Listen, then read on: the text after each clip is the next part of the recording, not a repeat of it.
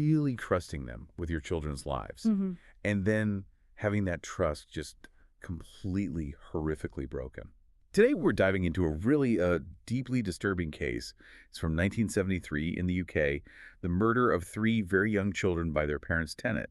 It's a crime that honestly still chills you to the bone all these years later. Yeah, it's truly awful. We're talking about Dawn, who is just 2, Paul, who is 4, and little Samantha Ralph, only 9 months old, all killed in Worcester. And the person responsible, David McGreavy. He was 20 years old, living with the parents, Clive and Elsie Ralph. Right.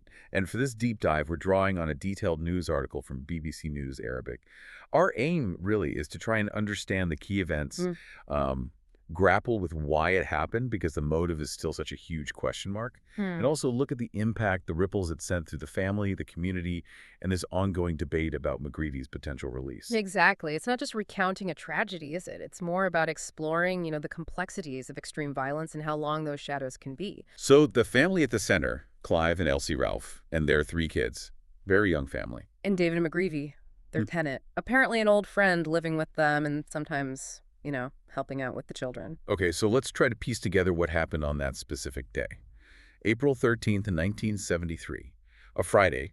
Sounds like it started, well, pretty ordinarily. Clive was out, driving his lorry for work. Right, and Elsie, she worked as a barmaid, doing an evening shift. They lived in this small 2-room house on Gillam Street in Worcester. And McGreavy was there that night, supposedly babysitting, which sounds like maybe it wasn't the first time.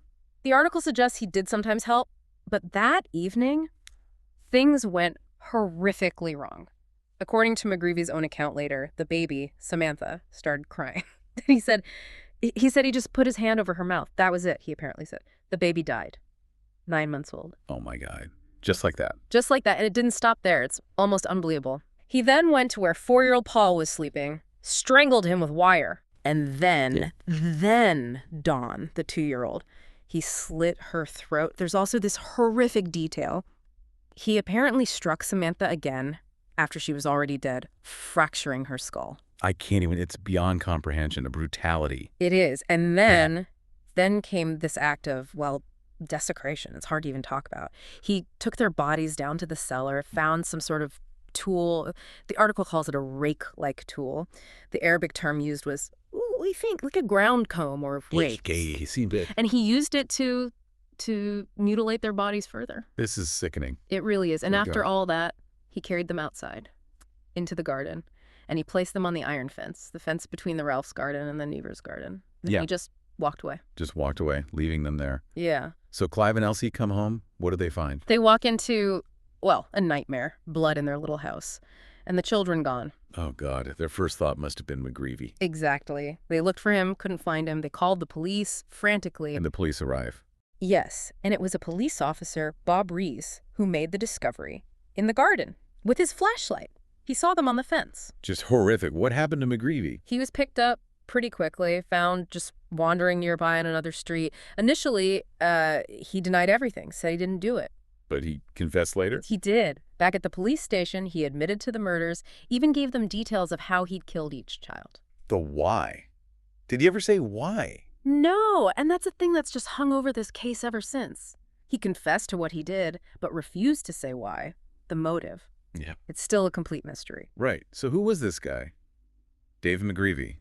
How did he end up living there, being trusted? Well, apparently he was an old friend of Clive Ralph's, only 20 years old at the time. He'd been lodging with them, paying £6 a week rent, which wasn't much even then, I suppose. And he helped out sometimes, cooking, looking after the kids. Yeah, that seems to be the picture. On the surface, people said he seemed okay with the children. Good, even. But there must have been something else there. The article does point to, a more volatile side.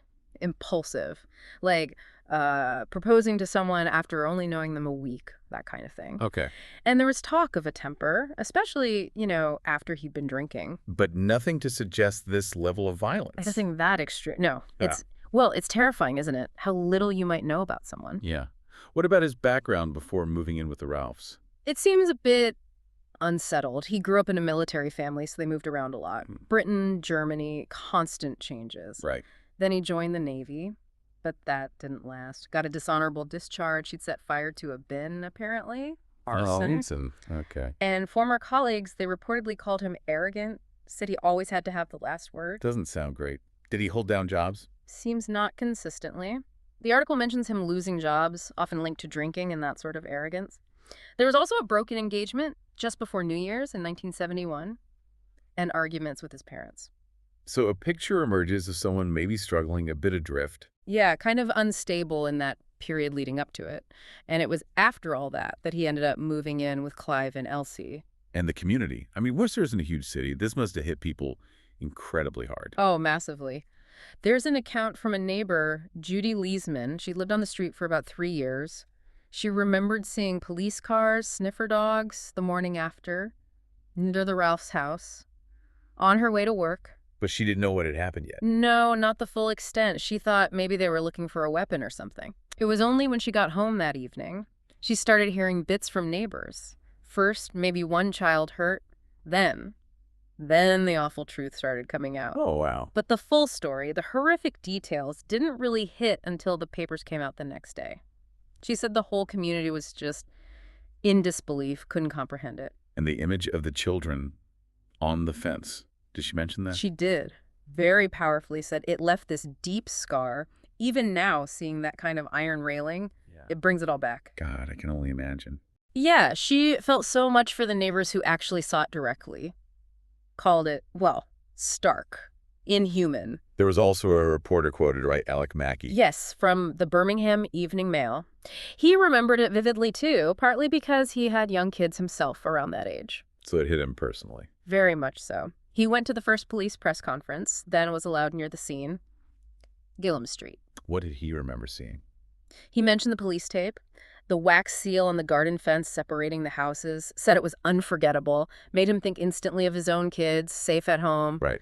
And he said, McGreavy had actually been caught by then, but it wasn't public yet. And the city's reaction? Just total shock. Disbelief. Once the details got out, the sheer brutality of it, he said it sent shockwaves. Even now, passing through that part of Worcester brings back those grim memories for him of that Saturday morning. And the lead investigator, Robert Booth. He described the murders as simply appalling. Said the children were killed with great brutality. He felt words just couldn't capture the horror they found. So the legal side. McGreavy confessed. What happened then? He got a life sentence. That was in June 1973. The judge set a minimum term initially of 20 years before he could even be considered for parole.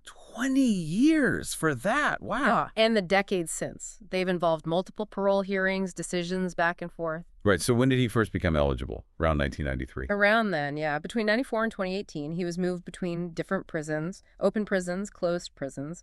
He applied for parole several times. But kept getting rejected. Yes, for a long time. Then, in 2013, something significant happened.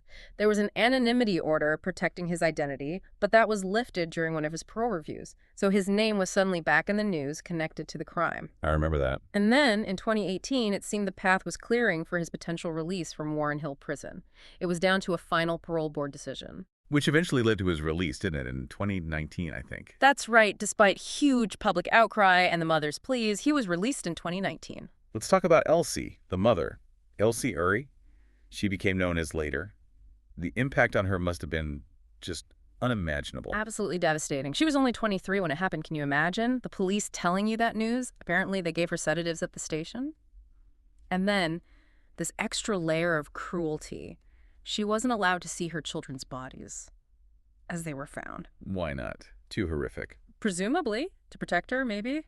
But still, not seeing them. And McGreavy, fit to stand trial, offered no defense. Correct. Psychiatrist said he was fit. He just pleaded guilty, no explanation, nothing. Got the life sentence, minimum 20 years. And Elsie?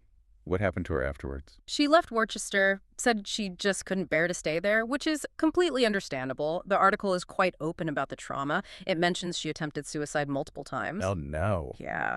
Her marriage to Clive broke down under the strain, and she never had any more children. Just completely destroyed her life. Utterly. And she has always maintained that McGreavy is still dangerous, that he should never have been released. She questioned the parole board's assessment, didn't she? Yeah. That he'd changed significantly. Vehemently. She asked this really powerful question.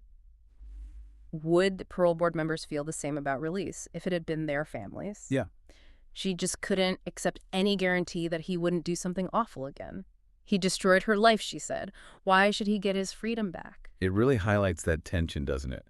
Rehabilitation versus Yeah. the victim's suffering and public safety. It absolutely does. It's a core dilemma in cases like this. So wrapping this up, this deep dive, we've covered the horrific events themselves, the lack of any clear motive, which is still so disturbing. Yeah, and the huge lasting impact on the Ralph family, on Elsie especially, and the whole Worcester community, and then this really contentious issue of his release. It really is such a chilling case. The betrayal of trust, the sheer violence, and that unanswered why.